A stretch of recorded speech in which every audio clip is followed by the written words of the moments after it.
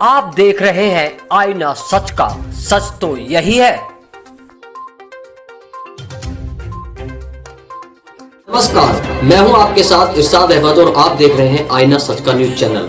बने रहिए आप हमारे साथ, हम आपको दिखाते हैं क्षेत्र से जुड़ी तमाम खबर। नमस्कार, स्वागत है आपका आईना सच का न्यूज चैनल में और मैं हूं आपके साथ इकबाल अंसारी।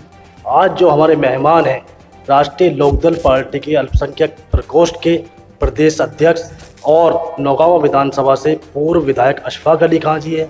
आज हम उनसे बात करेंगे। नौगांव कर दिया है और समाजवादी पार्टी, राष्ट्रीय लोकदल और महानदल तीनों का गठबंधन है। तो अभी तक आपका कोई प्रत्याशी घोषित नहीं हुआ है क्या? कब तक घोषित करेंगे, जबकि चुनाव की डेट भी फिक्स हो चुकी है कि 3 तारीख को मतदान होना है? तो आखिर कब तक हो पाएगा आपका प्रत्याशी? देखिए, सबसे पहले मैं आपके चैनल को बधाई देता हूं कि आप लोग समाज की और दूसरी चीज़ों पर बड़ी गहराइयों से बात करते हैं। आप उपचुनाव के बारे में मुझसे आज बात कर रहे हैं। तो आपका सवाल ये है कि ये दल, महानदल, राष्ट्रीय लोकदल और समाजवादी पार्टी अपना प्रत्याशी घोषित करने में पीछे हैं। तो एक तो आपकी जानकारी के लिए बताना चाहूँगा कि अभी कांग्रेस का प्रत्याशी भी अनाउंस नहीं हुआ है। जब गठबंधन होता है तो मशवरे होते हैं। प्रदेश में पहले 8 सीटों पर चुनाव होना था, अब 7 पर हो रहा है। एक सीट माननीय उच्चतम न्यायालय में उसके ऊपर जो अभी जजमेंट आना है, तो जो माननीय अब्दुल्ला साहब हैं, उनकी सीट वार से उस पर चुनाव नहीं हो रहा है। जहाँ तक प्रत्याशी घोषित करने की बात है, हमारे राष्ट्रीय नेता आदरणीय जयंत चौधरी जी, राष्ट्रीय उपाध्यक्ष राष्ट्रीय लोकदल, और आदरणीय अखिलेश यादव जी और महानदल के राष्ट्रीय नेता आपस में बात कर रहे हैं और यकीनन 1 या 2 दिन में निर्णय हो जाएगा कि ये नौगांव सादात या प्रदेश में और कौन सी सीट पर दल जो सहयोगी हैं आपस में, समाजवादी पार्टी के जो सहयोगी और साथी दल हैं जिसमें हम भी शामिल हैं, ये जो निर्णय होना है 1-2 दिन में हो जाएगा। अच्छा, क्या मानते हैं आप कि जैसे बहुजन समाज पार्टी का प्रत्याशी घोषित हो चुका है और नौगांव विधानसभा के अंदर 35% ज़्यादा सुनने में आता है कि मुस्लिम वोटर हैं और एससी सुनने में आता है कि 16% लगभग माना जाता है, तो इस हिसाब से तो 50% से ऊपर एक वोटर हो जाता है। तो अगर आपका प्रत्याशी आता है तो क्या पोजीशन रहेगी आपके प्रत्याशी की? सवाल अजीब है लेकिन जवाब देना ज़रूरी है। मैं खुद यहाँ से जब इस विधानसभा का गठन हुआ तो मैं पहला विधायक हूँ। 2009 में विधानसभा का गठन हुआ था, पार्लियामेंट का चुनाव हुआ, फिर 2012 में पहली बार चुनाव हुआ था। तो उस वक्त में जो रिजर्व कैटेगरी के जो अनुसूचित जाति वर्ग की जो जनसंख्या की गणना हुई थी, उसके मुताबिक 16.4% अनुसूचित जाति का वोट था।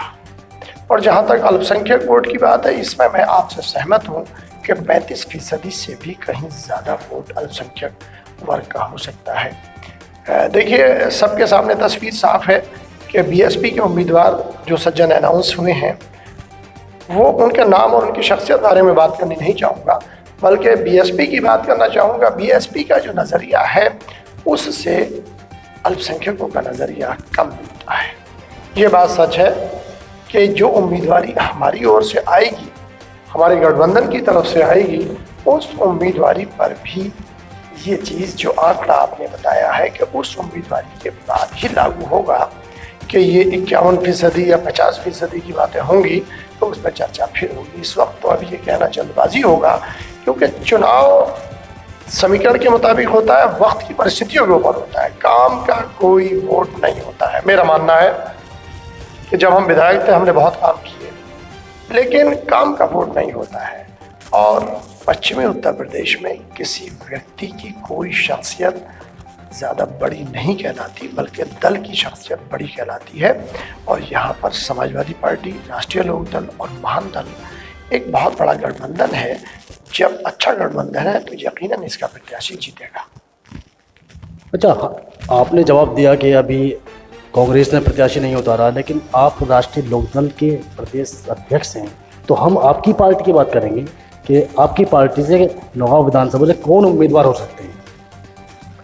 देखिए, जहाँ तक गठबंधन से पहले की बात थी, तो मैं स्वयं राष्ट्रीय लोकदल से प्रत्याशी था, लड़ा था, उम्मीदवार था। और करीब मैं यहाँ पर जो मेरी हैसियत थी, व्यक्तिगत तौर से मैंने वोट पाए और जहाँ तक अब चुनाव लड़ने की बात है, अगर गठबंधन नहीं है या गठबंधन है, ये तो राष्ट्रीय नेतृत्व तय करेगा।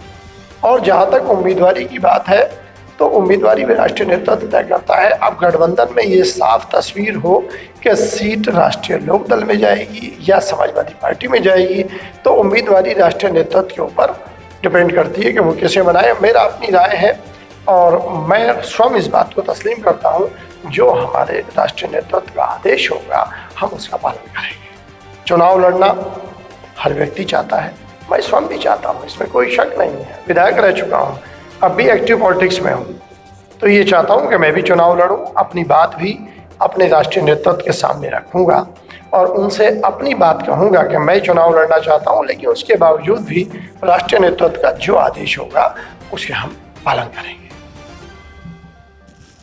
और ये थे हमारे साथ नौगांव विधानसभा के पूर्व विधायक अशफाक अली खां, राष्ट्रीय लोकदल पार्टी के अल्पसंख्यक प्रकोष्ठ के प्रदेश अध्यक्ष, जिनसे हम बात कर रहे थे आज की राजनीति के ऊपर, नौगांव विधानसभा की चर्चा के ऊपर कर रहे थे। नमस्कार दोस्तों, अगर आपको हमारा ये वीडियो पसंद आया हो तो इस वीडियो को लाइक करें और हाँ, चैनल को सब्सक्राइब करना ना भूलें।